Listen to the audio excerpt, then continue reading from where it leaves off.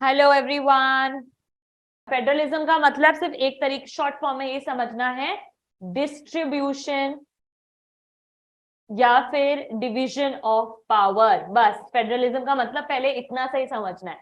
Deep में आगे जाके और अच्छे से समझेंगे, लेकिन शॉर्ट ऑफ पावर, ठीक है, ये समझना है पहले। अब आगे बढ़ेंगे हम चैप्टर में, ठीक है।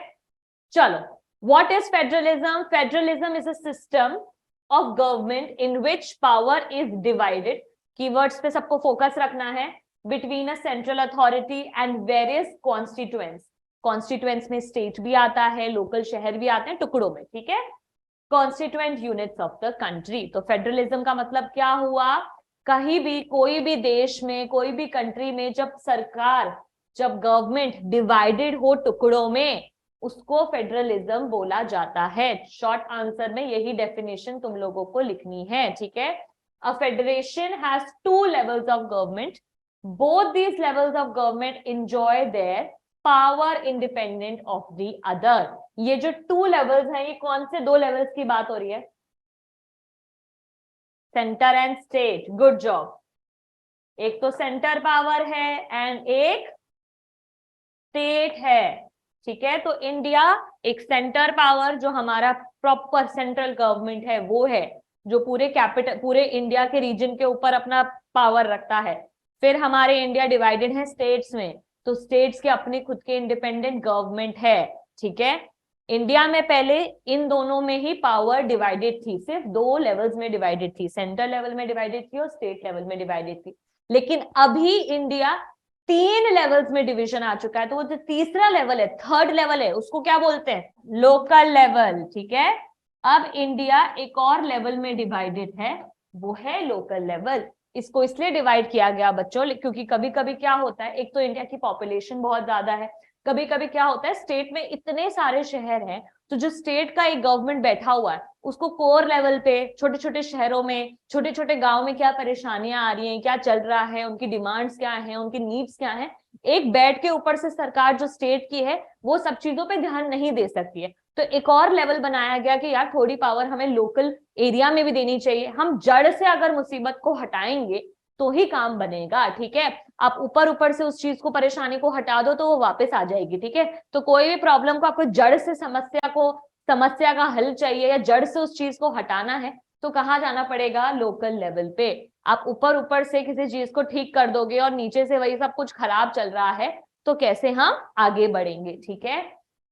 ऑल राइट, चलो next. Federalism one level, one is the government for the entire country. ये कौन सी होती है? सेंटर पे जो बैठती है, सेंट्रल गवर्नमेंट जो इंडिया की है, हमारे प्राइम मिनिस्टर के अंडर जितने भी कैबिनेट मिनिस्टर्स हैं, जो मेन सेंट्रल गवर्नमेंट है, वो है सबसे first level, and that is usually responsible for a few subjects of common national interest. वो ऐसी चीजों पे फोकस रखते हैं जो ऑल ओवर इंडिया के लिए बेहतरी में ला सकते हैं। जैसे कॉमन इंटरेस्ट का अगर एग्जांपल्स देखे जाए तो क्या आएंगे तुम्हारे दिमाग में, जो सारे स्टेट्स पे इक्वली लागू करेंगे? सोचो। एक तो हो सकता है एजुकेशन, और क्या हो सकता है? एजुकेशन तो मैंने तुम्हें सबसे इजी इजी वाला बात बताया। और ऐसे क्या ऐसी चीजें हैं जो थोड़ा माइंड पे जोर लगाओ, जो हर स्टेट के बंदे को तो चाहिए ही चाहिए? मनी। भाई करेंसी, मनी ऐसी चीज है जो राजस्थान में 5 रुपए की वैल्यू है, और तुम मध्य प्रदेश चले जाओ, वहां 5 रुपए की वैल्यू नहीं है, तो ऐसे काम चलेगा? नहीं चलेगा ना। तो ये कोई ऐसी चीज है, exactly, very good answer Gracy, women safety हर जगह चाहिए। ये हमारी शायद बुक में नहीं लिखा हुआ है, but it's a very good reason कि ये नेशनल कॉमन इंटरेस्ट है। Defence, very good. भाई एक जगह डिफेंस चाहिए, एक स्टेट में डिफेंस नहीं चाहिए, ऐसा तो नहीं होगा ना। तो ये कुछ ऐसे रीजंस हैं जो ऑल ओवर कंट्री पे इक्वली लागू होनी चाहिए। उन सबकी पावर किसके हाथ में होती है? सेंट्रल के पास होती है, ठीक है। Government at the levels of provinces और स्टेट्स, प्रोविंसेस या स्टेट के पास क्या होता है? जो डे टू डे एडमिनिस्ट्रेशन होता है। कभी कभी एक स्टेट की बहुत ज्यादा हो सकता है फाइनेंशियल कंडीशन उस स्टेट की खराब चल रही हो, वहां पे थोड़ी सी एजुकेशन थोड़ी सी और बैकवर्ड हो, वहां का जो इंफ्रास्ट्रक्चर है वो पूरे ऑल ओवर स्टेट का बहुत अच्छा नहीं हो, वहां का स्टेट की प्लानिंग अच्छी नहीं हो, तो ये जो डे टू डे परेशानियां हैं जो सिर्फ एक स्टेट पे डिपेंडेंट है और पूरे नेशन के लिए नहीं होती है, उसको कौन देखता है? उसको देखते हैं स्टेट गवर्नमेंट। स्टेट गवर्नमेंट जो स्टेट की, कभी कभी क्या होती है, बहुत सारी agriculture very good, police very good, ठीक है, और कभी कभी बच्चा क्या होता है कि कोई कोई एरियाज के वहां के जो लोग हैं उनको कोई पर्टिकुलर डिमांड चाहिए, ठीक है, वहां के अगर पता चल रहा है कि वहां पे जो लिटरेसी रेट है वो गिर रही है, वहां पे अनएम्प्लॉयमेंट लेवल ना बहुत ज्यादा बढ़ गया है, नौकरियां नहीं मिल रही है, तो कभी कभी सरकार ऐसी कुछ कुछ ना नई नई पॉलिसीज निकाल देती है, नई नई ऐसी एक्ट्स निकाल देती है कि ठीक है आप इतने एज के इतने एज हो जाएंगे तो सरकार हमारी जो स्टेट की है वो इतना पैसा प्रोवाइड करेगी, इतना अलाउंस प्रोवाइड करेगी, या यहाँ के स्टेट में जो इतना ज्यादा अनएम्प्लॉयमेंट बढ़ रहा है उनको एम्प्लॉयमेंट देगी। तो ये सब जो स्टेट के अंदर के काम है कि जैसे अगर ए बी सी स्टेट्स हैं और ए में ज्यादा परेशानियां है लेकिन बी और सी में नहीं है, तो ऐसे जो अपने पर्सनल काम है वो कौन ध्यान देगा? वो स्टेट गवर्नमेंट ध्यान देगा, ठीक है। इसका एग्जाम्पल हम ना स्कूल से देखते हैं, ठीक है। स्कूल में अलग अलग क्लासेस होती है, फर्स्ट क्लास से 12th क्लास तक स्कूल है, ठीक है। अब पूरे स्कूल में हर क्लास के बच्चे को यूनिफॉर्म पहननी है? बिल्कुल पहननी है। ऐसा तो नहीं है सिर्फ सेकंड क्लास यूनिफॉर्म पहन के आएगा और 10th क्लास को छूट है, या 6th क्लास यूनिफॉर्म पहन के आएगा और बाकी सबको छूट है, ऐसा तो नहीं है। तो ये जो यूनिफॉर्म वाली चीज है, ये यूनिफॉर्म वाली जो चीज है स्कूल में सबको पहनना है, ये कॉमन इंटरेस्ट वाली बात है कि नहीं है? ये कॉमन इंटरेस्ट होगा तो इसको कौन देखेगा? यस, है ना। तो ये कॉमन इंटरेस्ट कौन देखेगा? प्रिंसिपल देखेगी, हमारी सेंट्रल गवर्नमेंट। भाई प्रिंसिपल चेक रखेगी ना कि सब लोग यूनिफॉर्म देख रहे हैं कि नहीं देख रहे हैं, ठीक है। अब बात करते हैं कोई पर्टिकुलर क्लास की, ठीक है। मान लो बाकी सारी क्लास में अलग अलग सब्जेक्ट्स चल रहे हैं, थर्ड क्लास में साइंस का कोई प्रोग्राम आया है और सब बच्चों को चार्ट्स बना के लेके आने हैं, ठीक है। साइंस का कोई पीरियड है, साइंस का पीरियड, और सबको चार्ट बना के लेके आने, लेकिन वो सिर्फ थर्ड क्लास के बच्चे को लेके आने, बाकी क्लास से मतलब नहीं है, बाकी क्लास का अपना अपना देख लेंगे। तो ये कॉमन इंटरेस्ट है या नहीं है कि भाई उस क्लास का साइंस पीरियड में साइंस चार्ट की एक्टिविटी मिली है और सबको चार्ट बना के लेके आना है नेक्स्ट डे? तो ये क्या कॉमन इंटरेस्ट है कि सारी क्लासेस को करना पड़ेगा? अब ये कॉमन इंटरेस्ट बन गया, ये एक पर्टिकुलर क्लास की बात हो रही है, एक पर्टिकुलर थर्ड क्लास की बात कर रहे हैं ना इधर, कि यार भाई उसी क्लास के बच्चे को चार्ट बना के लेके आनी है, तो उसका ध्यान कौन रखेगा? प्रिंसिपल रखेगी उसका ध्यान, कि भाई प्रिंसिपल जाके चेक करिए थर्ड क्लास के बच्चों ने चार्ट बना के दिया है कि नहीं दिया है। कौन चेक करेगा? क्लास टीचर, है ना। ये कॉमन इंटरेस्ट की बात नहीं है तो इसको क्लास टीचर चेक करेगी। तो ये हुआ यूनिफॉर्म, हुआ हमारा सेंट्रल गवर्नमेंट, और कोई पर्टिकुलर क्लास की बात चल रही है तो वो हुई हमारी क्लास टीचर, जो हुआ स्टेट गवर्नमेंट, ठीक है। ये दोनों पार्ट क्लियर हुए? कोई डाउट? अभी फेडरलिज्म क्या होता है, इंडिया कितने पार्ट्स में डिवाइडेड है, कैसे डिवाइडेड होता है, सेंट्रल का क्या काम है, स्टेट का क्या काम है, क्लियर? सब कुछ क्लियर? आगे बढ़े, ठीक है। चलो आगे बढ़ते हैं। अब डिफरेंस क्या होता है? फेडरल सिस्टम तो मैंने तुम्हें बता दिया, डिवीजन, ठीक है, और या फिर डिस्ट्रीब्यूशन भी बोल सकते हो। ये दोनों वर्ड से सामने पता चल रहा है फेडरल वर्ड का मतलब। यूनिटरी अपने आप में ही एक वर्ड तुम्हें समझ आ रहा है, क्या है? यूनाइटेड। यूनाइटेड हम कब होते हैं? जब हम एक होते हैं, जब हम वन होते हैं। तो जस्ट ऑपोजिट जो तुम फेडरल का लिखोगे वही ऑपोजिट होगा तुम्हारा यूनिटरी का। There is only one level of government और द सब यूनिट्स अगर होंगे उस जगह पर, मान लो भाई किसी के अंडर अंडर अंडर अंडर होंगे तो वो क्या होंगे? सब ऑर्डिनेट होंगे। बात करते हैं प्रिंसिपल। प्रिंसिपल है हमारी स्कूल की, प्रिंसिपल के अंदर आती है टीचर। तो एक बात बताओ, टीचर्स का हमेशा अपनी मनमानी चला लेंगे कि चलो ठीक है हम जो चाहते हैं हम तो वही करेंगे, प्रिंसिपल की हम नहीं सुनेंगे किसी बहुत सारी चीजों में। एंड फाइनल रिजल्ट कौन देता है? मतलब जो फाइनल यस है वो कौन लगाएगा? हमेशा, चाहे छोटी से छोटी बात हो, बड़ी से बड़ी बात हो, फाइनल थप्पा जो यस का है वो कौन लगाएगा? प्रिंसिपल लगाएगा। तो भले डिवाइडेड हो रही है, अगर यूनिटरी फॉर्म में भी डिविजन कर रहे हैं तो लास्ट में हमेशा क्या होगा? सब उनके नीचे नीचे नीचे नीचे ही होंगे, एक ही लेवल होगा। और अगर सब यूनिट्स होंगे तो उनसे आपको फाइनल जो ऊपर वाली सबसे हाईएस्ट अथॉरिटी है उसके आप अंडर ही आओगे। इधर क्या होता है? देयर आर 2 और मोर लेवल्स। भाई हमारा इंडिया में कैसा है? स्टेट है, सेंट्रल है और लोकल गवर्नमेंट है, तो कितने सारे लेवल्स में डिवाइडेड है। कई बार जो सेंट्रल गवर्नमेंट है वो स्टेट गवर्नमेंट की चीजों में इंटरफेयर नहीं करती है, और कितनी बार जो स्टेट वाली सरकार है वो लोकल लेवल पे इंटरफेरेंस नहीं करती है। The central government can pass on orders to provincial और लोकल गवर्नमेंट। यूनिटरी फॉर्म में हमेशा ऐसा ही होगा कि जो सेंट्रल का फाइनल यस और नो है उस पे ही पूरा देश चलेगा। The central government can not order the state government to do something. लेकिन फेडरल स्टेट में आप हमेशा नहीं कह सकते हो, कुछ चीजों में स्टेट अपनी ही चलाएगा, अपने ही रूल्स डिसाइड करेगा। The central government is supreme, मतलब सबसे हाईएस्ट है। एंड द एडमिनिस्ट्रेटिव डिविजन, जो नॉर्मल काम है एडमिनिस्ट्रेशन के, exercise only powers that the central government has delegated. Delegated मतलब जो सेंट्रल गवर्नमेंट ने दिए हैं सिर्फ वही पावर्स उनके पास है, उससे एक एक्स्ट्रा भी स्टेट गवर्नमेंट नहीं जा सकती है। Their powers may be broadened and narrowed by the central government. Broadened and narrowed मतलब सेंट्रल गवर्नमेंट उन पावर्स को कभी भी ले भी सकता है और कभी वापस दे भी सकता है। ब्रॉडन मतलब और पावर्स दे सकता है, नैरोड मतलब वो 10 पावर्स जो दिए उनको 5 भी कर सकता है। ये लास्ट में सेंट्रल गवर्नमेंट के हाथ में होता है। State government has power of its own for which it is not answerable to central government. भाई अगर कोई सरकार जो स्टेट की है उसने कोई ऐसा आयोग बनाया है या ऐसी कोई नीति निकाली है कि भाई वो बोले कि इस हमारे स्टेट में बहुत ज्यादा अनएम्प्लॉयमेंट बढ़ रहा है तो हम चाहते हैं कि कुछ कुछ नौकरियां हम रिजर्व करेंगे यंग यूथ के लिए, ठीक है, इसमें अगर सेंट्रल गवर्नमेंट मना कर दे कि नहीं ऐसा नहीं करना है तो स्टेट गवर्नमेंट को उसकी सुनने की जरूरत नहीं है। स्टेट बोल सकती है कि हमारे पास जो फंड्स हैं हम उन फंड्स में से इस अनएम्प्लॉयमेंट को खत्म कर देंगे, तो इसमें अपनी सेंट्रल गवर्नमेंट का इंटरफेरेंस नहीं चल सकता है।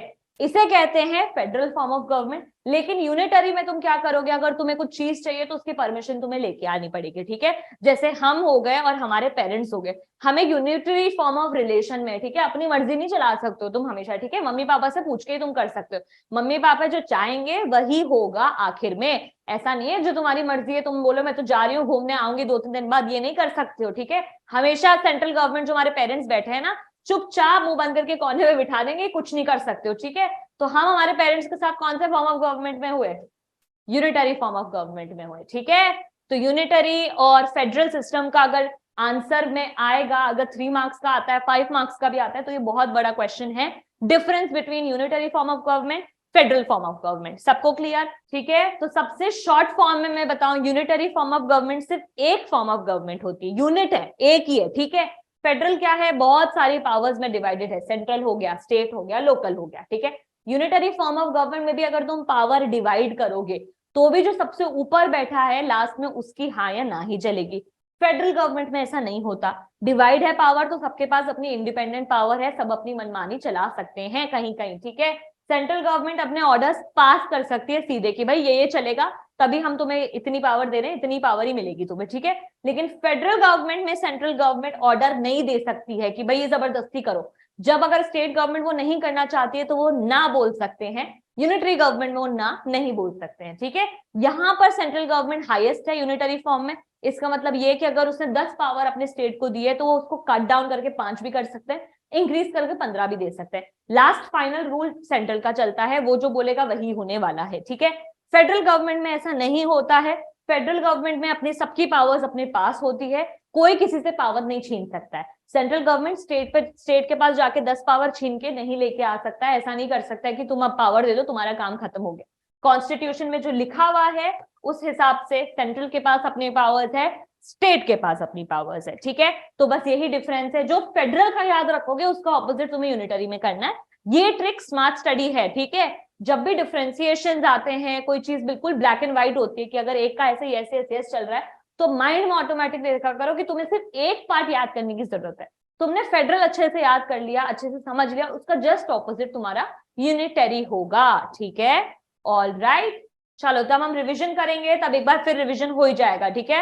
What are the key features of federalism, key features question again, ये सारे जो हेडिंग्स हैं सबके क्वेश्चन बनाते जाओ क्योंकि ऐसे ही आएगा इस एग्जाम, इस जो चैप्टर है इसमें डायरेक्ट हेडिंग के ही क्वेश्चन बन के आएंगे।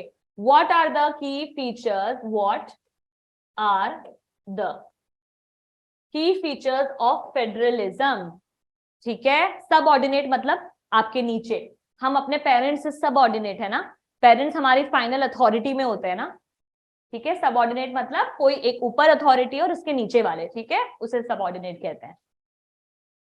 ओके, चलो की फीचर्स क्या है कि सबसे पहले तो फेडरलिज्म, फेडरल वर्ड टुकड़ों में डिवाइडेड है, तो सबसे पहला पॉइंट तो क्या है, डिवीजन है। किसकी डिवीजन है, पावर की डिवीजन है। सबसे पहले तो माइंड में सिर्फ यही रखना है, ठीक है। सो कितने लेवल्स हो गए, एक लेवल तो कभी भी नहीं होगा भाई, तुम डिवाइड कर रहे हो तो लेवल तो बढ़ेंगे, तो हमेशा 2 और मोर लेवल्स तो होंगे ही सही। तो 2 और मोर लेवल्स अगर इंडिया की फॉर्म में बात करें तो एक तो सेंट्रल हो गया, उसके नीचे स्टेट हो गया, और फिर लोकल हो गया। तो कितने लेवल हो गए इंडिया के, 3 लेवल्स हो गए, ठीक है।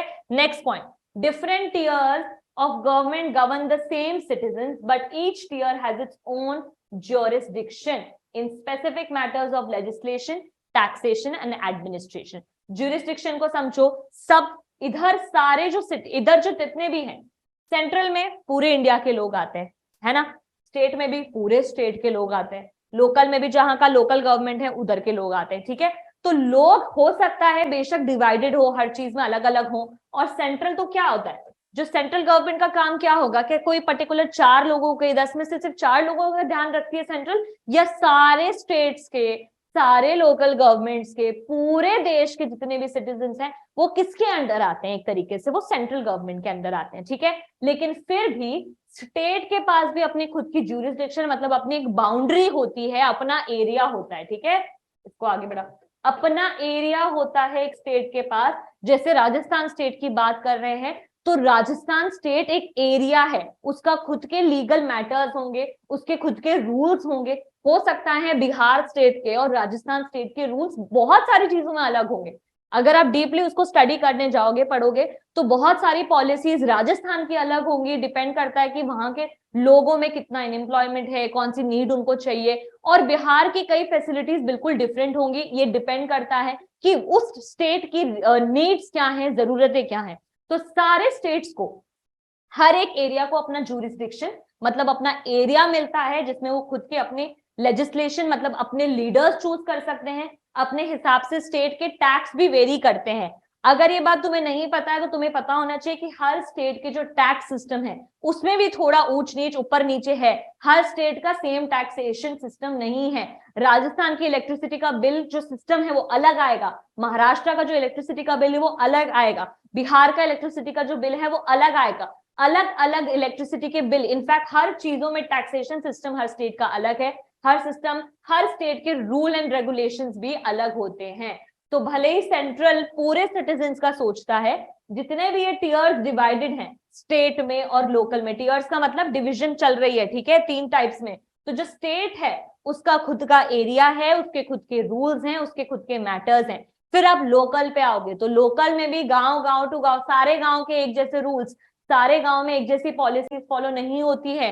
कोई गांव की रोड्स बहुत खराब है तो वो रोड्स पे फोकस करती है, कोई गांव में हॉस्पिटल सिस्टम ही नहीं है तो वो हॉस्पिटल बनाने पे फोकस करती है। तो गांव टू गांव भी डिफरेंट होती है हर चीजें। ऐसा नहीं है कि एक गांव में जो नीड्स है दूसरे गांव की भी वही नीड्स होंगी, एक स्टेट की जो नीड्स है दूसरे स्टेट की भी वो नीड्स होंगी, ऐसा नहीं होता है। हर स्टेट टू स्टेट सबके अपने अपने एरिया फेडरलिज्म में डिफाइंड और डिजाइंड होते हैं। तो 2 पॉइंट्स क्लियर हो गए। सबसे पहला पॉइंट कि फेडरलिज्म में क्या होता है, डिवीजन हो गया, डिवीजन आपको पता लग गया, सेंट्रल में, स्टेट में, लोकल में। सेकेंड पॉइंट, जो डिवीजन हुआ है उन डिवीजन के सबके अपने अपने ज्यूरिसडिक्शन है, अपने अपने एरिया है, ठीक है। Next, the existence and authority of each tyre is constitutionally guaranteed. Constitution में एक बार लिखा जा चुका है कि जो पावर्स हैं वो ये हैं, तो कोई भी मिसयूज नहीं कर सकता है। बाद में जो स्टेट के पावर्स है, सेंट्रल गवर्नमेंट बोले कि ये पावर तो तुम्हें नहीं मिली, वापस दे दो, तो आप कैसे उसको श्योर करोगे, मेक श्योर की लिखी हुई है। तो कहां पे लिखी हुई है सारी पावर्स, कॉन्स्टिट्यूशन के अंडर लिखी हुई है कि किसकी क्या पावर्स हैं, और आप किसकी पावर्स नहीं छीन सकते हो, ये ऑफिशियली गारंटीड है। कि भाई जैसे मान लो आपके पास एक हेयर ड्रायर है, ठीक है, हेयर ड्रायर वाले ने आपको मुंह से बोल दिया किसी ना 2 साल की वारंटी है, कभी भी खराब होगा वापस ले आना, ठीक है। तो आप वापस चले जाते हो कि भाई आपका 1 साल में खराब हो गया, और आप चलेगा कि ये तो मैम खराब हो गया था, आप हमारा चेंज कर दो, इसमें तो वारंटी थी। और वो दुकानदार, वो शॉपकीपर आपको बोले कि नहीं, मैंने तो ऐसा कभी भी नहीं बोला कि खराब, 2 साल की वारंटी, इसकी तो 6 महीने की थी और आप 6 महीने बाद आ रहे हो, तो हम तो वापस नहीं करेंगे। तो वारंटी का हमें क्या मिलता है, हमेशा वारंटी गारंटीड हो, वो कहाँ पे लिख के आता है भाई, कि अगर वो वारंटी, हम कैसे मान ले इस ड्रायर की वारंटी है, तो वो हमारे बिल में, हमें जो भी बिल पकड़ाया जाता है उसमें मेंशन्ड होता है ना कि इसमें 2 साल की वारंटी है, आप 2 साल के अंदर इसको ला सकते हो। तो अगर आपका खराब हो जाएगा, आप जाके बोल सकते हो कि देखो आपने लिख के दिया था, तो इसमें वारंटी थी, वापस करो, ठीक है। तो इसी वजह से कॉन्स्टिट्यूशन में हर चीज गारंटीड है और मेंशन्ड है, तो इस वजह से भी कोई किसी की पावर ले भी नहीं सकता और मिसयूज भी नहीं कर सकता, ठीक है। नेक्स्ट बढ़ते हैं। The fundamental provisions of the constitution can not be unilaterally changed by one level of government, such changes require the consent of both the levels of government. अब इस लाइन में तुम सब कंफ्यूज हुए होगे कि क्या है, इतना डिफिकल्ट, इतने सारे वर्ड्स आ गए, ये समझ नहीं आ रहा, ठीक है। तो पहले इसको हिंदी में टुकड़ों में समझते हैं।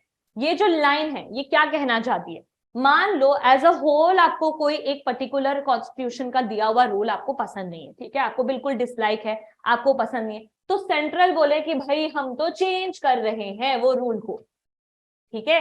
तो ऐसे काम नहीं चलेगा कि सेंट्रल गवर्नमेंट ने बोला चेंज करो, हमें पसंद नहीं आ रहा, नहीं, सेंट्रल की भी उसमें वोट्स होने चाहिए और सरकार स्टेट के भी उसमें वोट्स होने चाहिए, तो जाके ही आप किसी फंडामेंटल चीज जो लिखी गई चीज है उसको बदल सकते हो। तो इसका मतलब क्या है, फंडामेंटल प्रोविजंस जो ऑलरेडी रूल्स हैं, आपके डिसाइडेड रूल्स हैं, उसको अगर आपको चेंज करना है तो यूनिलैटरली का मतलब यूनिटरी फॉर्म ऑफ गवर्नमेंट से रिलेट करो, यूनिलैटरली मतलब एक सरकार उसको नहीं बदल सकती, can not be unilaterally change, एक उसे चेंज नहीं कर सकता बाय वन लेवल। तो सिर्फ सेंट्रल सोचे चेंज कर दो, स्टेट सोचे नहीं चेंज कर दो, या लोकल सोचे चेंज कर दो, यूनिलैटरली आप वो चेंजेस नहीं कर सकते हो।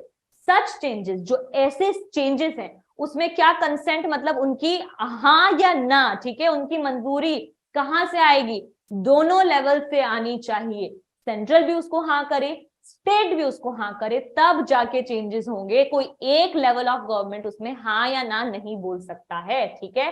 और कभी सेंट्रल और स्टेट में लड़ाई हो जाए, मसला सॉल्व ना हो और प्रॉब्लम्स हो जाए, तो उसके लिए कौन बैठा है, जुडिशरी बैठी है, ठीक है। जुडिशरी का क्या काम आ गया, जुडिशरी ये देखती है कि इंटरप्रेट करती है कॉन्स्टिट्यूशन को, बताती है, समझाती है कि देखो ये रूल्स थे, ऐसे ऐसे समझा रखा था, आप ज्यादा मत करो, आप ज्यादा मत बनो, ऐसे सॉल्व कर लो, ठीक है। And the powers of different levels, ठीक है। तो कभी कभी एक दूसरे में लड़ाई हो जाए तो उसका कौन सुलझारा करता है, कोर्ट्स करते हैं, ठीक है। ऑलराइट, तो ये है की फीचर्स ऑफ फेडरलिज्म। यहां पर हम रुकेंगे, रिवीजन करेंगे और उसके बाद आगे बढ़ेंगे किसमें, डिफरेंट रूट में, ठीक है। क्लियर, आगे बढ़ेंगे।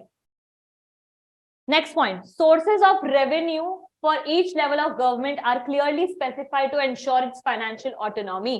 इसका मतलब हर स्टेट का डिपेंड करता है, उसका लैंड एरिया कितना है, पॉपुलेशन कितनी है, एरिया कितना है, कितने लोग कहां पर कितना काम करते हैं, उस एरिया में कितने पैसे आ रहे हैं, कितने रेवेन्यू जनरेट हो रहा है, खेती कैसी है, एग्रीकल्चर कैसा है, मशीनरी कैसी है, इंडस्ट्रीज है या नहीं है, ये सब डिपेंड करते हुए उनका फाइनेंशियल पैसा उनको दिया जाता है, ठीक है, मनी दिया जाता है उनको, फंड्स डिसाइड किए जाते हैं हर साल, ठीक है। तो ऐसा नहीं है सारे स्टेट के फंड्स, अगर एक स्टेट के 100 हैं तो बाकी सारों के भी 100 होंगे, नहीं। देखो पूरा इंडिया, पूरी जगह पर जो हमारा इंडिया के स्टेट्स हैं वो अलग अलग जगहों पे, वहां की जमीन कैसी है, मान लो साउथ में इतनी बारिश होती है, राजस्थान में इतनी बारिश नहीं होती है, तो मान लो बारिशों के ऐसे प्रोविजन निकाल दिए, भाई साउथ को चाहिए ही नहीं, साउथ बोल रहा है हमें नहीं है परेशानी भाई पानी की, तुम पानी इतना क्यों देना चाहते हो हमें, और राजस्थान बोलता है हमें है परेशानी तो हमें पानी दो। तो सबकी अपनी अपनी रिक्वायरमेंट्स है, सारे स्टेट्स की अपनी अपनी नीड्स हैं, तो उस हिसाब से उनको फंड्स दिए जाते हैं, रेवेन्यू दिया जाता है, revenue for each level of government decided होता है, और उस हिसाब से ही उनको फाइनेंशियल ऑटोनॉमी यानी अपनी खुद की फ्रीडम दी जाती है कि ये फंड्स हैं तुम्हारे, ठीक है। Next, the federal system has dual objectives, दो ऑब्जेक्टिव होते हैं। इंश्योर क्या करता है, अगर फेडरल टाइप ऑफ कंट्री है तो उससे क्या इंश्योर होता है, एक तो ये होता है to safeguard and promote the unity of country, इससे क्या हो रहा है, ग्रास रूट लेवल, एकदम छोटे से छोटे लेवल के लोगों को भी एक तरीके की शक्ति, एक तरीके की पावर मिलती है कि यार चलो ठीक है, हम सेंट्रल, अगर सिर्फ सेंट्रल गवर्नमेंट होती तो कौन पूरे देश भर के जनता को सुनता, भाई लोकल गवर्नमेंट वो पहले बनाते हैं, फिर लोकल गवर्नमेंट जाके स्टेट बनाता है, तो ऐसा क्या धीरे धीरे हर एक सिटीजन के पास कुछ टाइप की पावर है, यूनिटी है कि सबकी सुनी जा रही है। तो फेडरल सिस्टम एक तो ये इंश्योर करता है कि यूनिटी रहे, दूसरा अकोमोडेट रीजनल डाइवर्सिटी, इससे क्या होता है हर स्टेट की सुनी जा रही है, हर स्टेट की अपने अपना स्टेट का एक एक लीडर है, एक एक राज्य का एक एक गवर्नमेंट है, क्योंकि मान लो देखो सेंट्रल गवर्नमेंट पे आप एक लीडर बिठा दो, ठीक है, अब वो एक लीडर सारे के सारे इंडिया के सारे सिटीजन्स पे तो देख नहीं सकता कि क्या चल रहा है, या हर रिलीजन की रिस्पेक्ट हो पा रही है कि नहीं हो पा रही है, सारी जगह की कम्युनिटीज को इक्वल इज्जत मिल पा रही है कि नहीं मिल पा रही। ये तो आप तभी देख पाओगे ना, क्योंकि देखो प्रिंसिपल को ले लो, स्कूल की जो प्रिंसिपल होती है या स्कूल का जो प्रिंसिपल होता है वो सारी क्लासेस पे तो निगाह नहीं रख सकते। तो सारी क्लासेस पे निगाह रखने के लिए कि भाई हर चीज सब कुछ इजीली मेंटेन हो रही है, यूनिफॉर्म सब पहन रहे हैं कि नहीं पहन रहे हैं, क्लास में सब एब्सेंट प्रेजेंट प्रेजेंट हो रहे हैं कि नहीं हो रहे, उसके लिए एक प्रिंसिपल क्या असाइन करता है? टीचर्स असाइन करता है ना। अगर मान लो टीचर्स का कॉन्सेप्ट ही हटा दो तुम लोग, ठीक है, टीचर्स नहीं है, एक प्रिंसिपल है, तो क्या प्रिंसिपल उस पूरे के पूरे स्कूल को, उसकी देखभाल, उसको मेंटेन कर पाएगा कि नहीं कर पाएगा? अकेला प्रिंसिपल जो है बस स्कूल का, कोई टीचर वीचर का काम ही नहीं है, सिर्फ प्रिंसिपल, तो क्या वो पूरा प्रिंसिपल उस स्कूल की देखभाल कर पाएगा, देख पाएगा कि क्या चल रहा है क्या नहीं चल रहा? अगर कोई वीक बच्चा है तो उस पर ध्यान आ पा रहा है कि नहीं आ पा रहा है, जो बहुत स्मार्ट है वो आगे निकले जा रहे हैं कि नहीं निकले जा रहे हैं, तो प्रिंसिपल तो नहीं देख पाएगा। तो प्रिंसिपल क्या करेगा? टीचर्स अपॉइंट करेगा ना। हर क्लास का एक टीचर होगा तो टीचर देख पाएगा कि यार उस बच्चे को ज्यादा नीड है, मैं थोड़ा सा फोकस कर लेती हूँ उस पर, उस बच्चे की नीड इतनी ज्यादा नहीं तो अभी उसको बोल सकती हूँ कि ठीक है तू भाई कर ले खुद से, है ना। तो इस चक्कर में आप एक अकोमोडेट कर सकते हो सारे लोगों को, अकोमोडेट मतलब एक साथ एडजस्ट, एक साथ लेके चल सकते हो पूरी डाइवर्सिटी को, ठीक है। ऑल राइट, समझ गए। ये था 6 पॉइंट, बस यही है कि हर स्टेट का रेवेन्यू डिसाइडेड होता है, हर स्टेट का रेवेन्यू डिसाइडेड होता है कि कितना कितना पैसा हर स्टेट को मिलना चाहिए ताकि उनके पास उस पैसों की तो फ्रीडम रहे, ठीक है। 7 पॉइंट कुछ नहीं है, 7 पॉइंट ये है कि आप पावर डिवाइड कर देते हो तो सबके पास एक तरीके की शक्ति आ जाती है अपने लीडर चूज करने की और सब लोगों की आवाज सुनी जाती है, ठीक है। All right, next part, different routes किसके through which federation can be formed. दो तरीके के रूट्स हैं, there are 2 kinds of routes, जिसकी वजह से आप दो तरीके के फेडरलिज्म बोल सकते हो या दो तरीके के फेडरल सिस्टम्स होते हैं, ठीक है। इसके अगर कोई भी नोट बना रहा है तो कैसे बनाएगा वो भी मैं बता दूंगी, पहले हम इरेज करेंगे इसको और फिर स्टार्टिंग से लिखेंगे। इधर जो भी बना रहा है वो ऊपर फेडरल सिस्टम लिखेगा, 2 टाइप्स लिखेगा, कोई भी एक पेज इसको वेस्ट नहीं करेगा, आधे पेज में तुम्हारे ये वाले नोट्स बन जाने चाहिए, ठीक है। All right, next part, different routes. 2 routes हैं जिसकी वजह से आप फेडरलिज्म को अचीव कर सकते हो, या आप बोल सकते हो कि इंडिया या फिर यूएसए या फिर हमारी country x and x country एक फेडरल कंट्री है। उसके 2 तरीके, ठीक है, क्योंकि कोई भी जैसे जैसे मैथ्स का सवाल है तुम्हारा, उसके अगर 2 तरीके होते हैं सॉल्व करने के तो आंसर तो सेम आता है, लेकिन तुम बोल सकते हो ना कि यार इसका ये तरीका भी है, मेरी मैम ने तो मुझे ये वाला तरीका सिखाया था, तेरी मैम ने कौन सा वाला तरीका सिखाया, तो 2 तरीके से आप उस आंसर को, उस चीज को अचीव कर सकते हो। तो फेडरलिज्म को अचीव करने के भी 2 टाइप्स हैं, ठीक है। अगर ये क्वेश्चन बन के आएगा तो 2 मार्क्स में आ सकता है, 3 मार्क्स में आ सकता है, याद रखना है, ठीक है। चलो, first route involve independent states coming together on their own to form a bigger unit. इसको समझो, इसमें क्या होता है, यूएसए की बात करें, या चलो यूएसए की भी बात नहीं करते, हम इंडिया के ही टर्म में समझते हैं। इंडिया में कितने स्टेट्स हैं? 28 स्टेट्स हैं, ठीक है। तो 28 स्टेट्स ना आपस में बात करते हैं और बोलते हैं कि ठीक है यार हम सब ना मिलके आते हैं और मिलके वो एक खुद का बड़ा यूनिट बना देते हैं, तो वो होता है कमिंग टुगेदर। कमिंग टुगेदर का मतलब क्या होता है, सारे स्टेट्स बिल्कुल बराबर है, ऐसा नहीं है कोई किसी से ऊपर है कोई किसी से नीचे है, या हमारे उनके ऊपर भी कोई है, उनके ऊपर कोई नहीं है, बस सारे स्टेट्स हैं, 28 स्टेट्स के 28 स्टेट्स मिलके जुड़ गए और वो एक बड़ा यूनिट बन गया। मतलब जैसे एक पजल है दूसरा पजल है, वो दोनों में जुड़ गया, एक बड़ा पजल बन गया, ठीक है, बस इतना ही है। इसको बोलते हैं कमिंग टुगेदर। तो आपको कैसे लिखना है अपने नोट्स में, एक होता है कमिंग टुगेदर, कॉन्सेप्ट समझना है, नोट्स में सिर्फ इतना ही पार्ट लिखना है। हम नोट्स में सबसे छोटे और कीवर्ड्स बच्चे इसलिए लिखते हैं ताकि जब हम एग्जाम से एक दिन पहले पढ़ रहे हो तो कम से कम तुम्हें कीवर्ड याद रहेगा ना। तो अगर तुमने कीवर्ड एग्जाम में हाईलाइट कर दिया तो हो सकता है तुम्हारे टीचर बोले कि इसको पता है, इसको ये पता है कि कमिंग टुगेदर एक पहला रूट है, तो इसको आंसर पता है, तुम्हें मार्क्स मिल जाएंगे। अब तुम पूरी डिटेल लिखने बैठ जाओगे तो तुम्हारी एनसीईआरटी में और तुम्हारे नोट्स में कोई डिफरेंस नहीं रहेगा, ठीक है। जब ऐसे ही लिखना है तो एनसीईआरटी पढ़ लो, नोट्स में तुम्हें सिर्फ कीवर्ड्स मेंशन करने हैं। 2 types coming together, first example लिख दोगे ताकि तुम्हें जल्दी से एग्जाम से पहले पता लग जाए कि यार ऐसी कहां पर हो रहा है, तो यूएसए लिख दिया। यूएसए अपने आप में क्या बोलता है, यूनाइटेड स्टेट्स ऑफ अमेरिका, मतलब सारे स्टेट्स यूनाइट होकर जुड़ गए और बोला कि हम मिलके सब एक साथ आ जाते हैं और एक देश बना लेते हैं, ठीक है। तो सारे स्टेट्स आए मिल मिल के और उन्होंने एक बड़ा देश बना लिया, वो देश का नाम क्या है, अमेरिका है, ठीक है। तो सारे स्टेट्स ने यूनिटी दिखाई, यूनिटी दिखा के वो एकजुट हुए और जुट होने के बाद उन्होंने बोला अब हम एक देश है, ठीक है। चलो, second route is that a larger country, already country है, वो बोलती है कि मैं अपनी पावर को डिवाइड करती हूं, जैसे कि इंडिया ने किया। इंडिया ऑलरेडी एक देश था, इंडिया ने ऑलरेडी एक सेंट्रल गवर्नमेंट थी, उसने क्या किया, डिवाइड कर दी अपनी पावर किसमें, अलग अलग स्टेट्स में, और उन स्टेट्स को भी अलग अलग लोकल लेवल में। This kind of holding together federation is followed in India and Belgium countries. अब इसको तुम्हें दोनों का डिफरेंस में बहुत कम डिफरेंस है, हो सकता है तुम्हें कंफ्यूजन भी होगा, तो मैं अभी समझाऊंगी। इसका क्या है कीवर्ड, सेकंड पॉइंट का, होल्डिंग टुगेदर, ठीक है। किस किस को पावर शेयरिंग चैप्टर याद है, पावर शेयरिंग याद है? बेल्जियम कंट्री का मैंने तुम्हें वो रोल बताया था। बेल्जियम कंट्री में कैसा हुआ था, बेल्जियम कंट्री में दो स्पीकिंग लैंग्वेजेस वाले लोग हैं, डच हैं और फ्रेंच हैं, ठीक है। अब डच बोलता है हमारी बननी चाहिए, फ्रेंच बोलता है हमारी बननी चाहिए, तो क्या करा, पावर को डिवाइड कर दिया कि डच के भी 50% हम लेंगे, फ्रेंच के भी हम 50% लेंगे, ठीक है, ऐसा किया। तो पावर को डिवाइड कर दिया, ठीक है। इंडिया में भी यही किया, इंडिया आजाद हुआ, आजादी के बाद क्या हुआ, सेंट्रल सरकार थी, सेंट्रल सरकार से इंडिया ने क्या बोला कि यार ठीक है, एक सरकार तो ऊपर बैठी बैठी सब नहीं संभाल सकती, तो पावर को डिवाइड करो, स्टेट में डिवाइड कर दिया, स्टेट में डिवाइड करने के बाद फिर और किस में डिवाइड किया, लोकल में डिवाइड कर दिया, तो एक लेवल बना दिया, स्टेट सेंट्रल बना दिया, स्टेट बना दिया, लोकल बना दिया, सब एक दूसरे से जुड़े हुए हैं, सबने एक दूसरे का हाथ पकड़ रखा है, लेकिन अलग अलग डिवाइड कर दिया पावर। तो ये तो हो गया, एकजुट आके साथ नहीं आ रहे, जुड़े हुए बस। और ऊपर कमिंग टुगेदर का मतलब क्या हुआ, ये बस स्टेट्स की है सारी पावर, ना उनके ऊपर कोई है ना उनके नीचे कोई है, बस स्टेट स्टेट स्टेट सारे मिलके एक साथ जुड़ गए और उन्होंने बोल दिया अब हम एक देश हैं, ठीक है। तुम भी, तुम्हारा देश का नाम भी सेम है जो हमारे देश का है, ना उनसे कोई ऊपर है ना उनसे कोई नीचे है, वो बस साथ एक बड़ा यूनिट बन गए, लेकिन होल्डिंग टुगेदर में अलग अलग एरिया में डिवाइड हो गई पावर, ठीक है। तो कमिंग टुगेदर को तुम एक सीधी लाइन समझोगे, ठीक है, और ज्वाइनिंग हैंड्स को तुम ऐसा लेवल समझोगे, ठीक है। All right, understood. तो दो रूट्स हैं, इससे भी तुम्हें फेडरलिज्म मिल रहा है क्योंकि सब अलग अलग टुकड़ों के एक साथ जुड़ के बड़ा यूनिट बन गए, इससे भी ऑलरेडी बड़ा यूनिट था, टुकड़ों में डिवाइड कर दिया, तो दोनों तरीके से तुम फेडरलिज्म को अचीव कर सकते हो, क्लियर?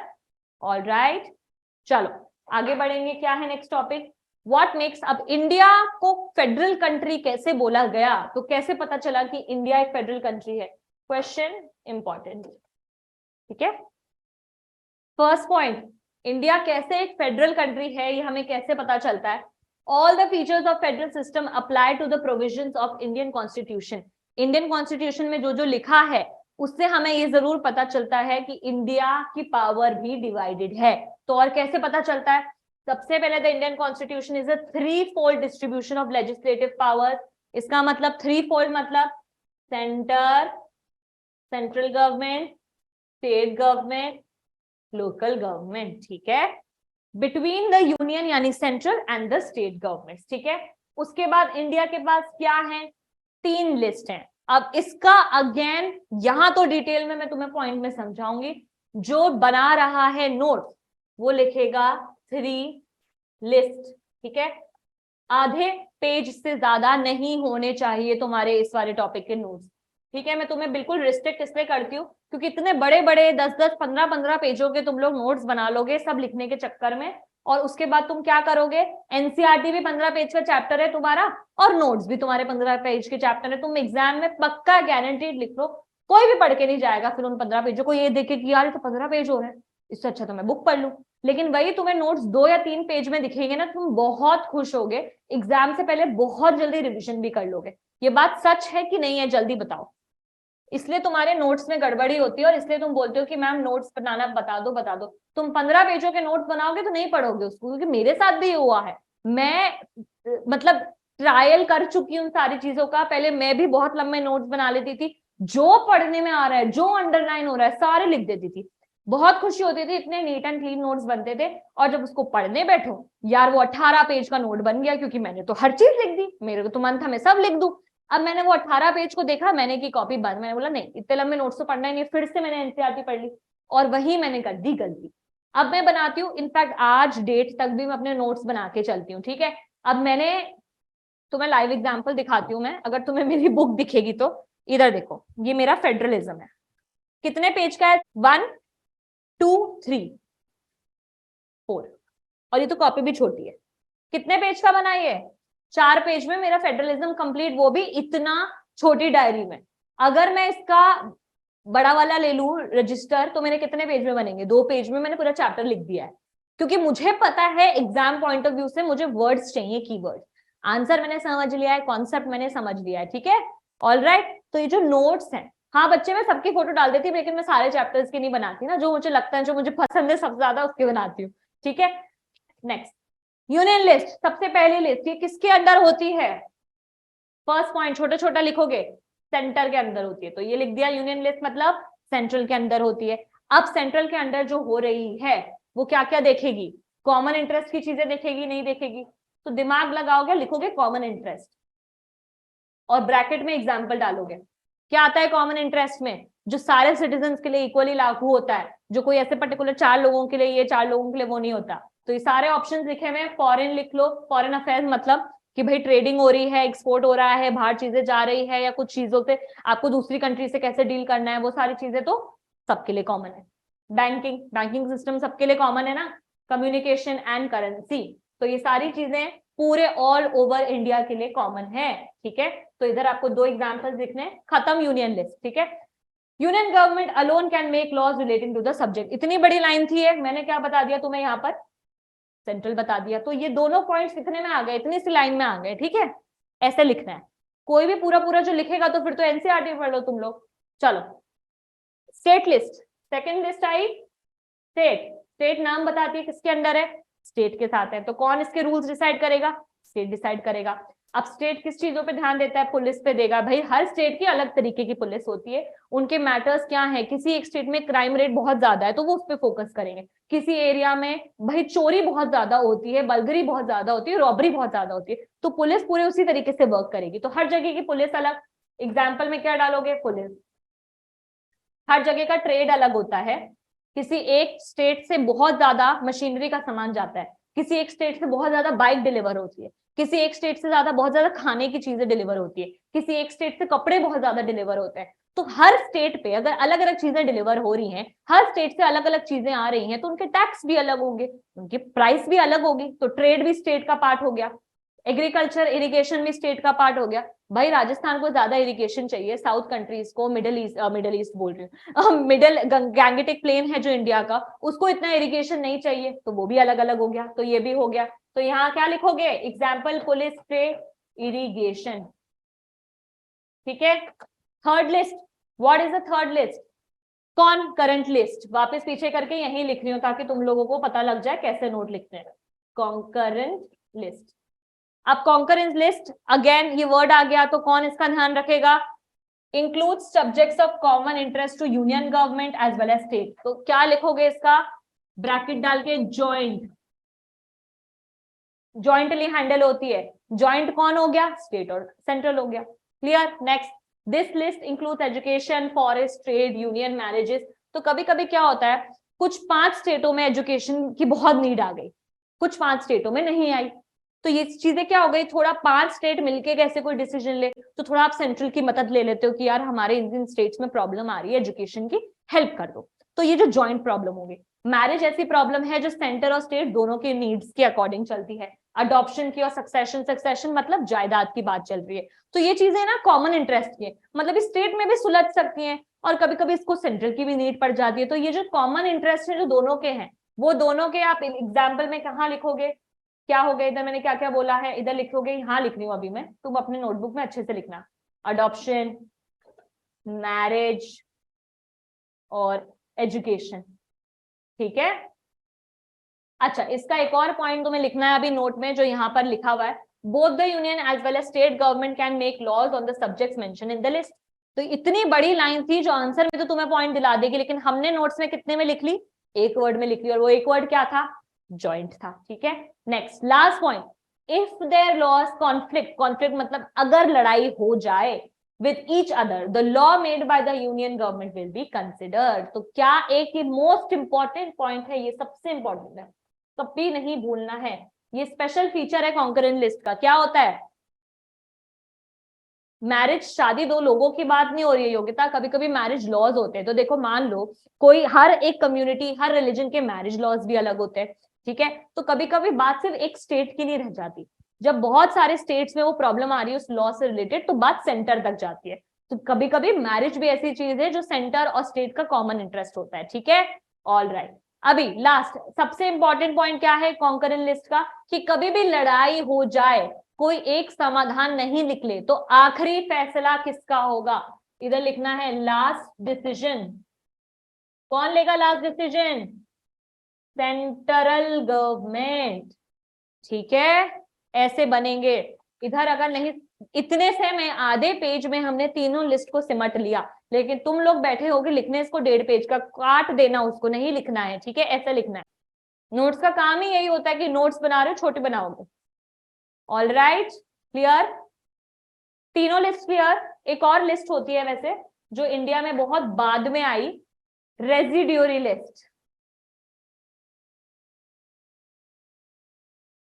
ये लिस्ट एक्चुअली इसलिए आई क्योंकि बाद में क्या होने लग गया, जब हम देश डेवलप होने लग गया, आगे बढ़ने लग गया, तो क्या होने लग गया, बहुत सारी चीजें नई नई पता चली सरकार को कि यार ये सॉफ्टवेयर भी ऐसा इंटरेस्ट है, नेशनल इंटरेस्ट है, या ऐसा इंटरेस्ट अभी नहीं पता, टेक्नोलॉजी और बढ़ने लग गई, तो उन सारे इंटरेस्ट को रेजिड्यूरी बचा, रेजिड्यूरी का मतलब जो चीज बच जाती है ना, रेजिड्यूअल बचता है, तो जो बची हुई एक्स्ट्रा चीजें हैं वो सारी रेजिड्यूरी लिस्ट में आती है, ठीक है, ठीक है। चलो, how is federalism practice, federalism कैसे मेक श्योर करें, कैसे प्रैक्टिस करें, कैसे चालू, कैसे उसे मेंटेन करें, ठीक है। The real success of federalism in India is because of its democratic politics, democracy की वजह से फेडरलिज्म इंडिया में चल पा रहा है, क्योंकि सबके पास अपना एक एक हक होता है वोट करने का। तो सबसे पहले तो क्या करा है इंडिया ने, डिवाइड कैसे करा सारे स्टेट्स को, on the basis of linguistic states, on the basis of language, ठीक है। राजस्थानी बोलने वाले लोगों को एक स्टेट का डिमार्केशन, डिवाइड कर दिया राजस्थान। पहले ये डाउट था, सरकार को बहुत डाउट आ रहा था कि यार हम ऐसे लैंग्वेज के बेसिस पे इनको ना डिवाइड कर देंगे तो क्या पता यार प्रॉब्लम हो जाए, क्या पता लोगों को लगे कि यार हमें तो डिवाइड कर दिया, डिफरेंशिएट कर दिया, लेकिन थैंकफुली ऐसा नहीं हुआ। पंजाबी स्पीकिंग वाले रीजन को मेजरली बना दिया पंजाब, मराठी स्पीकिंग वाले रीजन को बना दिया महाराष्ट्र। तो ऐसे थोड़ा सा पहले लैंग्वेज के हिसाब से एक बड़ा बड़ा डिविजन हो गया। तो first and the major test था, किसी को भी नहीं पता था कि टेस्ट में पास होंगे या फेल होंगे, लेकिन हम पास हो गए, ठीक है। From 1947 to 2017 many old states have been vanished, many new states have come across, जैसे कि रिसेंटली आया था तेलंगाना, ठीक है, वो इस लिंग्विस्टिक की वजह से ही बना था, लैंग्वेज के बैरियर से ही बना था। तो एक स्टेट ऐसे फॉर्म्स होते हैं, लैंग्वेज जो मेजरली एक एरिया में बोली जाती है उनके स्टेट्स बनते गए इंडिया में। Areas, boundaries and names of the states have been changed. 1947 से अभी तक तुम्हारा ये होमवर्क है कि कितने स्टेट्स के नेम चेंज हो गए हैं, याद करके आना है, ठीक है। Some states have been formed of the people who speak the same language, जैसे मैंने बताया मराठी स्पीकिंग का एक रीजन बन गया, पंजाबी स्पीकिंग का एक रीजन बन गया, ठीक है। तो ऐसे डिवीजन चलता गया। These states are known as linguistic states. अब अगेन स्टेट्स प्रैक्टिस का अलग तुम बनाओगे, क्या बनाओगे, तुम बनाओगे हेडिंग हाउ फेडरलिज्म, पूरा नहीं लिख रही हूं मैं, हाउ फेडरलिज्म इज प्रैक्टिस। तो ये भी 3 पार्ट्स में था। सबसे पहले तुम्हारा बनेगा लिंग्विस्टिक, बेसिस ऑफ लैंग्वेज लिखोगे, यहाँ पर बेसिस ऑफ लैंग्वेज डिवाइड किया गया इंडिया को, बस इतना सा लिखना है। 5 पॉइंट तो तुम्हारे ऐसे ही बन गए। नेक्स्ट पॉइंट तुम एक और नोट्स में लिख सकते हो, एरिया बाउंड्री नेम्स चेंज्ड, ये first point, area boundaries names changed, ठीक है। नेक्स्ट स्टेट, नेक्स्ट क्या बना, सेकंड टेस्ट क्या आया for Indian federation is the language policy. तो ये भी डिसाइड किया कि यार इंडिया की क्या लैंग्वेज रखें। तो पहले इंडिया की 2 लैंग्वेजेस ऑफिशियल थी, कौन सी, हिंदी और इंग्लिश थी, ठीक है। एक बात याद रखनी है, हमारी इंडिया की कोई नेशनल लैंग्वेज नहीं है, हमारी इंडिया की ऑफिशियल लैंग्वेज है, इसमें डिफरेंशिएशन तुम्हें पता होना चाहिए। तो इंडिया में हिंदी को क्या बना गया, ऑफिशियल लैंग्वेज बनाया गया। क्यों नेशनल लैंग्वेज नहीं है बच्चों, क्योंकि अगर आप ऐसे डिफाइन करोगे तो जो हमारा साउथ रीजन है, इनफैक्ट इंडिया का जो ईस्टर्न रीजन है, वो दोनों रीजन तो बिल्कुल भी हिंदी नहीं जानते। Mostly north western side central region को हिंदी आती है, लेकिन इसका मतलब ये नहीं है कि साउथ रीजन को और ईस्ट रीजन को भी हिंदी आती है। इसलिए लैंग्वेज नेशनल नहीं है, ऑफिशियल है, ठीक है। बिसाइड्स हिंदी याद रखना है कितनी ऑफिशियल लैंग्वेजेस है हमारी, 21, सारी मिला के 22 as scheduled languages by the constitution. तो कॉन्स्टिट्यूशन में कितनी डिफाइंड है लैंग्वेजेस, 22। 1 मार्क क्वेश्चन में याद रखना। यहां मैं नोट्स नहीं बना रही हूँ, लेकिन नेक्स्ट हेडिंग तुम्हारी आएगी लैंग्वेज पॉलिसी, उसमें तुम 22 ऑफिशियल लिखोगे, मतलब सॉरी स्केड्यूल्ड लिखोगे, ये कट कर रही हूँ टाइम नहीं है क्योंकि स्केड्यूल्ड लिखोगे, और हिंदी ऐसे एरो करके क्या लिखोगे, ऑफिशियल लिखोगे। बन गए तुम्हारे 2 points. States to have their own official language, तो हर स्टेट की बताओ महाराष्ट्र की कौन सी ऑफिशियल लैंग्वेज है, जहां पे उनके स्कूल्स में भी ऑप्शन दिया जाता है कि यार ये वाली लैंग्वेज या तो संस्कृत पढ़ लो, हिंदी पढ़ लो, मराठी पढ़ लो। जैसे राजस्थान में भी कई स्कूल्स में संस्कृत दी जाती है, अभी भी 8th क्लास तक पढ़ना है। तो हर स्टेट की भी अपनी एक ऑफिशियल लैंग्वेज है, तो तुम नोट्स में लिख सकते हो, ये बना फर्स्ट पॉइंट। ये second, every state one official language, ये भी हो गया पॉइंट, बन गया, ठीक है। एवरी स्टेट तो लिख सकते हो, states have their own official language.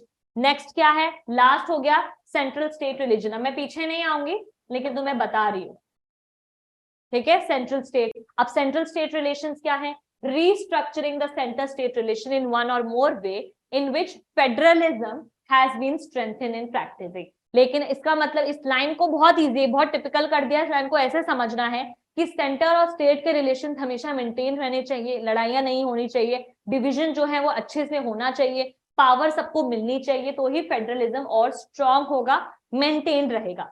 If no single party, इसका पहले कहानी समझते हैं। क्या होता था पहले, अगर सेंटर में जो सरकार जीतती थी, स्टेट में भी ना वही आती थी। मतलब अगर सेंटर में जो सरकार आ गई, ठीक है, जैसे फॉर एग्जांपल सेंटर में आ गई बीजेपी सरकार, तो स्टेट में भी वही आएगी, ये रूल था। और मान लो गलती से स्टेट में नहीं आई, स्टेट में कोई XYZ सरकार आ गई, और XY सरकार को गिरा कर वापस जो सेंटर में बनी है वही स्टेट में बनवाया जाता था। तो ऐसे क्या होता था, सेंट्रल लेवल पे तो चलो बन गई सो बन गई, क्योंकि सारे सिटीजन ने वोट कर दिया। लेकिन स्टेट में भी देखो, कोई एक स्टेट में एक पर्टिकुलर पार्टी ज्यादा पावरफुल होती है, एक पर्टिकुलर पार्टी नहीं होती है, ठीक है। तो धीरे धीरे पहले क्या होता था, if no party gets a clear majority in Lok Sabha, the major national parties can alliance with many parties and form a government। तो धीरे धीरे इंडिया में क्या चेंज होने लग गया, जो सरकार सेंटर पे जीत गई वो स्टेट में भी जीतने के लिए क्या करती थी, दूसरी जो छोटी पार्टीज हैं उनके साथ जुट हो जाती थी, और जुट होने को क्या बोलते हैं, अलायंस। अलायंस कौन सा होता है, कोलिएशन गवर्नमेंट सीखा है ना हमने, तो एक कोलिएशन गवर्नमेंट बना लेते हैं। कोलिएशन गवर्नमेंट बनाने से क्या होगा, हर अलग अलग पार्टीज को भी ऊपर आने का चांस मिलेगा, जो सेंट्रल में नहीं है उनको भी स्टेट में रिप्रेजेंटेशन का चांस मिलेगा, उनको भी अपनी पावर दिखाने का चांस मिलेगा। This led to a new culture of power sharing and respect the autonomy of state government. तो अब स्टेट गवर्नमेंट में भी ऐसी ऐसी सरकार आने लग गई जो जरूरी नहीं है सेंट्रल में फॉर्म हुई हो, लेकिन अब उनको भी स्टेट में अपनी पावर दिखाने का, अपने जो वो टैलेंट्स हैं वो दिखाने का चांस मिलने लग गया, ठीक है। When the power is taken away from central and state governments and given to the local government, it is called decentralized। अच्छा ये तो पॉइंट टॉपिक ही अलग हो गया, मैं साथ साथ मिलने लगे, ठीक है। तो इसको फिर से जल्दी से रिविजन करते हैं। इंडिया ने सबसे पहले क्या करा, लैंग्वेज के बेसिस पे स्टेट्स बनाए। वो मेजर टेस्ट था कि भाई पास होंगे फेल होंगे, लेकिन हम पास हो गए। उसके बाद इंडिया ने क्या करा, हिंदी को बनाया ऑफिशियल लैंग्वेज, और उसके साथ साथ और 21 लैंग्वेजेस को भी ऑफिशियल करा। बोला कि अब ये इंडिया की शेड्यूल्ड लैंग्वेजेस हैं जो कॉन्स्टिट्यूशन में मेंशन्ड है। उसके अलावा हर स्टेट के पास भी अपनी अपनी ऑफिशियल लैंग्वेज होती है, क्योंकि उस स्टेट में जो रीजन बोली जाती है, पंजाब रीजन में पंजाबी बोली जाती है तो उसको ऑफिशियल करो, जिस रीजन में जो जो लैंग्वेज सबसे ज्यादा बोली जाती है उसको ऑफिशियल कर दिया। उसके अलावा सेंटर स्टेट रिलेशन सुधारता है इंडिया। कैसे सुधारता है कि भाई कोई लड़ाई हो रही है, कुछ प्रॉब्लम हो रही है, तो उसको सॉल्व करो, सेंटर को भी पावर दो, सेंट्रल के साथ स्टेट को भी उतनी पावर होनी चाहिए तो उनको भी पावर दो, ठीक है। उसके साथ साथ पहले जो सेंट्रल में सरकार बन रही है स्टेट में भी वही बनना जरूरी था, कि ऐसा नहीं हुआ। अब जो सेंट्रल में बन रही है उससे कोई फर्क नहीं पड़ता, स्टेट में आप अपनी मर्जी की पावर बना सकते हो। तो इससे और फेडरलिज्म इंक्रीज और मेंटेन और स्ट्रॉन्ग होता है। स्केड्यूल्ड मतलब जो स्केड्यूल लिखी हुई है कि ये है इंडिया की 22 लैंग्वेजेस। ऐसे तो इंडिया में इतनी लैंग्वेजेस है कि तुम गिनने बैठोगे तुम्हें नंबर नहीं पता, नंबर पता है मुझे, लेकिन तुम्हें नहीं पता होगा, तुम्हें पता होगा तो वेरी गुड। लेकिन इंडिया में ऐसे तो बहुत लैंग्वेजेस हैं, लेकिन जो लिस्टेड है कॉन्स्टिट्यूशन में वो 22 है। ठीक है, चलो।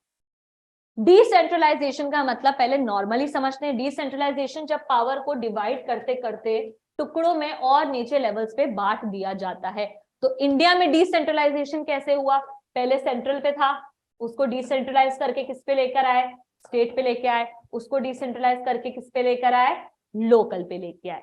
तो when power is taken away from central and state and given to local level, जब नीचे आते जाते हैं पावर को छोड़ते छोड़ते कि आप थोड़ी थोड़ी पावर, सेंट्रल से पावर गई स्टेट, स्टेट से गई लोकल, उस वर्ड को हम बोलते हैं decentralisation. The basic idea behind decentralization is there are large number of problems and issues which are best settled at the local level. अब इसको समझो। मान लो मेरी फैमिली, हम 4 लोग हैं, ठीक है, 4 लोग हैं, लेकिन मेरी जो फैमिली का खानदान है पूरा वो है हम 100 लोग, ठीक है। अब मैं जो 4 लोग जिनके साथ मैं घर में रहती हूँ, और अगर घर में मेरे कोई प्रॉब्लम है, तो क्या वो जो 100 लोगों का जो हेड बैठा है उसको मेरे घर की प्रॉब्लम पता चल जाएगी, या जो 4 हम घर में हैं हमें ही समझ आएगी कि यार ये प्रॉब्लम चल रही है, इसको सुलझाना है? तो क्या वो जो 4 लोग हैं वो 4 लोग ही समझ पाएंगे उस प्रॉब्लम को, या वो जो 100 पूरा खानदान का जो हेड बैठा है वो समझ पाएगा? वो 4 लोग ही समझ पाएंगे ना कि क्या इशू चल रहा है। तो बस लोकल गवर्नमेंट भी इसलिए लाई गई क्योंकि कभी कभी गांव में क्या इशू चल रहे हैं वो सेंटर नहीं समझ पाता है। भाई सेंटर को लग रहा है कि यार ये ए वाला जो गांव है ना, इसको रोड्स की जरूरत है। बाद में जाके देखा वो ए वाला गांव बोलता है कि सर हमें गांव में रोड्स की जरूरत नहीं है, आप 1-2 हॉस्पिटल बना दो, हमें वो पहले चाहिए। दूसरा गांव वाला बोलता है कि यार आप हमें जबरदस्ती ऐसे ना इंडस्ट्री मशीनरी और फैक्ट्री खोल के दे रहे हो, हमें नहीं चाहिए, हमें अच्छे रोड्स चाहिए।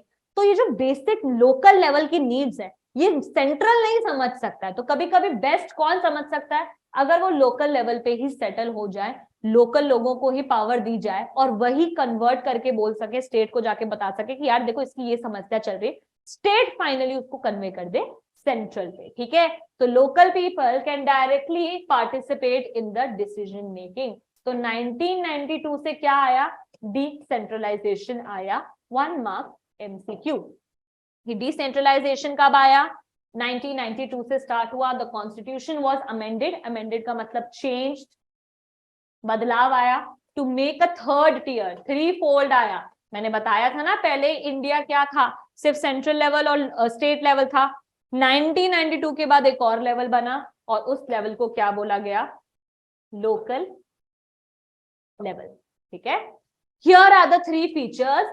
It is constitutionally mandatory to hold regular elections at the local government. तो जब लोकल सरकार आई, लोकल सरकार मतलब लोकल वाली सरकार नहीं, लोकल लेवल की सरकार जब आई तो डिसाइड किया गया कि उनके भी रेगुलर इलेक्शंस होंगे जैसे कि स्टेट के होते हैं, जैसे कि पूरे ऑल ओवर सेंट्रल के होते हैं।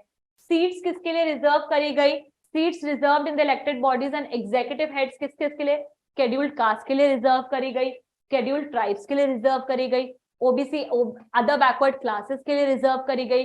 यही नहीं, लोकल गवर्नमेंट ने तो कमाल कर दिया, जो 1/3 सीट्स विमेन के लिए भी रिजर्व करी गई। अब ये सारे फैक्चुअल पॉइंट्स हैं, 1/3 विमेन के लिए हैं तो हैं, इसको नहीं बदल सकते, इसको मैं नहीं बता सकती हूँ कि कैसे, ये तो लोकल गवर्नमेंट ने डिसाइड किया है और तुम्हें याद रखना है। ठीक है, स्टेट इलेक्शन कमीशन, इसको समझो। हमारे जो इलेक्शंस हैं, हमने अभी रिसेंटली कौन सा चैप्टर पढ़ा है? अभी तो हमने अभी पॉलिटिकल पार्टीज पढ़ा था कि नहीं पढ़ा था? पॉलिटिकल पार्टीज में मैंने बताया था ना कि इलेक्शन कमीशन ही देखता है इलेक्शन। इसी के आगे एस लगा दो, स्टेट इलेक्शन कमीशन। तो स्टेट इलेक्शन कमीशन क्या देखेगा? लोकल लेवल को देखेगा। ये काम है। जैसे हमारा इलेक्शन गवर्नमेंट पूरा स्टेट की पॉलिटिकल पार्टीज को, कौन सी रिकॉग्नाइज्ड नेशनल पार्टीज बनेंगी, कौन सी स्टेट पार्टीज बनेंगी, वो डिसाइड करता है। स्टेट इलेक्शन कमीशन कर दोगे तो वो क्या डिसाइड करेगा? लोकल पार्टीज का, लोकल गवर्नमेंट को देखता है। ठीक है, the state governments are required to share some powers and revenue with the local government. ठीक है, अब 2 तरीके के लोकल गवर्नमेंट होते हैं। एक होता है पंचायती राज सिस्टम, ठीक है, रूरल पॉपुलरली नोन एज पंचायती राज। इसको समझो। सबसे पहले एक विलेज है, एक गांव से स्टार्ट करेंगे। ठीक है, विलेज अपने लीडर चूज करेगा।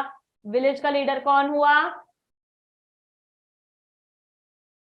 ईच विलेज, अगर विलेज बहुत ही छोटा है तो group of villages in some state has a gram panchayat. तो सबसे पहले मुखिया, वेरी गुड, सबसे पहले वो क्या बनाएगा, अपनी एक ग्राम पंचायत बनाएगा। मैं टेबल के फॉर्म में भी समझाऊंगी, कंफ्यूज मत होना, ठीक है। अभी उनका हेड कौन हुआ, सरपंच, ठीक है, वेरी गुड, सरपंच बोल सकते हो, पंच बोल सकते हो। नेक्स्ट, उसके बाद क्या होगा, they are directly elected by all adult population, वो जितने भी विलेज के लोग हैं उन्होंने उसको वोट करके बना दिया। उसके बाद क्या है, gram panchayat is the decision making body for the entire village. अब विलेज की सारी देखरेख किसके हाथ में हो गई, इनके हाथ में हो गई। आगे बढ़ते हैं, अब उनकी एक मीटिंग काउंसिल होती है, ग्राम सभा, ठीक है। ग्राम सभा का क्या काम होता है, ये साल में 1 से 2 बार मीटिंग होती है, देखती है कि सिस्टम अच्छे से फॉलो किया जा रहा है, रूल्स मेंटेन हो रहे हैं, नहीं मिल रहे हैं। All the voters in the village are its members, तो जो भी वोट करते हैं उनके साथ एक मीटिंग होती है कि सब फॉलो हो रहा है, नहीं हो रहा। It has to at least meet twice or thrice in a year to give annual budget, की इलेक्शन में कितने पैसे मिलने चाहिए, इनको कितने फंड्स मिलने चाहिए of the gram panchayat, and to review the performance of the gram panchayat. तो बेसिकली जो मैंने आपको बताया कि सारी चीजों का रिव्यू करने के लिए एक ग्राम सभा साल में 2 से 3 बार बैठती है। अब क्या होगा, आगे बढ़ते हैं। When gram panchayat are grouped together, जब बहुत सारे ग्राम पंचायत एक साथ मिल जाते हैं, तो पहले तो एक ग्राम पंचायत था, अब एक ग्राम पंचायत, दूसरा ग्राम पंचायत, तीसरा ग्राम पंचायत और चौथा ग्राम पंचायत बन जाएगा। तो ये सारों मिलके क्या बन जाएंगे, एक ब्लॉक बन जाएगा, ठीक है। विलेज, विलेज के सबके ग्राम पंचायत सिलेक्ट हो गए, अब वो मिलके एक बड़े फॉर्म में क्या बन गए, एक ब्लॉक बन गए। उसको पंचायत समिति भी बोल सकते हो और उसको एक मंडल भी बोल सकते हो, तीनों में से कोई भी नाम बोल सकते हो। The member of panchayat samiti are elected by panchayat members. तो ये ग्राम पंचायत मिलके अपना एक हेड बना देता है, और हेड बना देता है जो ब्लॉक का ध्यान रखता है।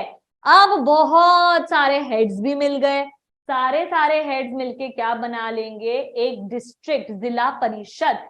Members of the Lok Sabha, MLA, इन सब में एमएलए आता है, डिस्ट्रिक्ट के अदर ऑफिशियल्स आते हैं। जो एक डिस्ट्रिक्ट लग जाता है ना जनरली, उस डिस्ट्रिक्ट के अलग अलग leaders, official of other district level bodies are the members of zila parishad. तो इसको समझो, सबसे पहले यहाँ पर 1 विलेज है, ठीक है, 1 विलेज है और विलेज बहुत छोटा है, तो ग्रुप ऑफ विलेजेस कर दो, ठीक है। ये हो गया group of villages. Group of villages का लीडर कौन, बेसिक लेवल से फिर से समझा रही हूँ। एक छोटा सा गांव है, या छोटा सा गांव बहुत ही ज्यादा छोटा है, बहुत ही कम पॉपुलेशन है, तो 3-4 गांव है, ठीक है। 3-4 गांव का लीडर हो गया सरपंच, ठीक है। उन्होंने सरपंच और सारे मिलके क्या, उन्होंने क्या बनाया अपना एक ग्रुप का, एक ग्राम पंचायत बन गया उनका, ठीक है, क्योंकि उसमें ग्रुप ऑफ मेंबर्स आ गए ना, सारे लीडर्स। इन विलेजर्स ने चूज किया कि हम इसको वोट देते हैं, हम इसको वोट देते हैं, तो एक ग्रुप बन गया। वो ग्रुप को क्या बोलते हैं, ग्राम पंचायत बोलते हैं। अब ऐसे एक बना, तो ऐसे दूसरी विलेजेस के भी तो ग्राम पंचायत मिलेंगे। 4 विलेजेस हैं, चारों के अपने अपने ग्राम पंचायत बनेंगे कि नहीं बनेंगे, तो ए का भी ग्राम पंचायत सामने आ गया, बी का भी आ गया, सी का भी आ गया, डी का भी आ गया। चारों के ग्राम पंचायत बना के एक बड़ा लेवल बनाएंगे, जिसको क्या बोलते हैं, पंचायत समिति मिलते हैं, ठीक है। एक और लेवल, अब पंचायत समिति भी बहुत सारे हो गए ना। पहले एक विलेज था ए का हो गया ग्राम पंचायत, बी का हो गया ग्राम पंचायत, सी का हो गया ग्राम पंचायत, डी का हो गया ग्राम पंचायत। अब ए बी सी डी मिलकर एक बड़ा ग्रुप बन गए, पंचायती समिति, पंचायत समिति बन गया। अब ऐसे और बहुत सारे पंचायत समिति होंगे ना, आसपास के 10 उधर के पंचायत समिति हो गए, इधर के पंचायत समिति आ गए, वो और बड़ा लेवल बनाएंगे, जो कि एक बड़ा डिस्ट्रिक्ट लेवल, शहर का शहर में आ चुके हैं अब, तो क्या बन गया, जिला परिषद बन गया।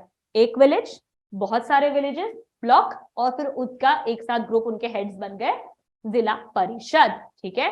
ये डायग्राम के फॉर्म में रखोगे तो याद भी रहेगा, ठीक है। तभी तो यहाँ पर पूरा विलेज आ गया, फिर विलेज के हेड्स आ गए, सारे ग्राम पंचायत आ गए, फिर वो और छोटे होते होते एक जिला परिषद बन गया, ठीक है। नेक्स्ट, इसमें समझो, यहां पर डाउट आएगा।